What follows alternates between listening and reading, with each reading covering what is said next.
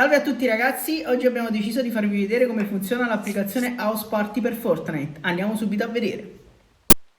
Eccoci qua ragazzi, in questo caso utilizziamo un iPhone, ma se avete Android lo stesso, andiamo sul nostro App Store o sul Play Store per Android e cerchiamo House Party, ovviamente. Ecco qui che vado a scrivere House Party, ed è il primo, quello con la manina con lo sfondo rosso. La scarichiamo, attendiamo che si scarica, apriamo l'app.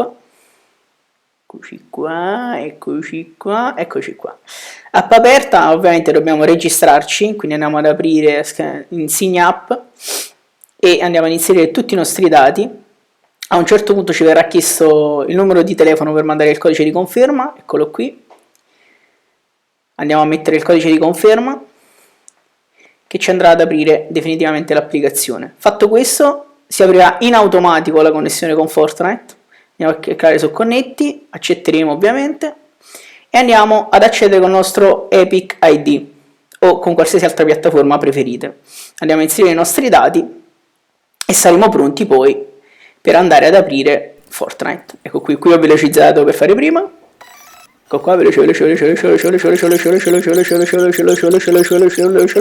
Fatto questo, andiamo ad aprire di nuovo l'applicazione House Party, clicchiamo in alto dove c'è la F sul televisore, andremo ad attivare la modalità Fortnite e già usciremo noi, adesso vedete me per esempio. Fatto questo, in alto a destra andiamo a cliccare per raggiungere i nostri amici, sul segno più, eccoci qua, amici che avremo già aggiunto, li invitiamo nella stanza ed ecco a voi la magia. E voilà! Ovviamente ragazzi in questo caso vi ho sovrapposto le due immagini per far vedere dietro, praticamente c'è Fortnite, esce una barra a sinistra in cui escono chiaramente la vostra faccia e quella dei vostri amici e poi c'è il quadratino per far vedere che esce anche sul cellulare. Funziona. Fate un saluto a tutti gli amici di YouTube, tranne Antonio che non gli funziona House Party. Non so come che dirti. Vabbè ragazzi, comunque funziona, il problema ce l'ha Antonio, non vi preoccupate. No, il problema è mamma, cioè. Ottimo. Anche.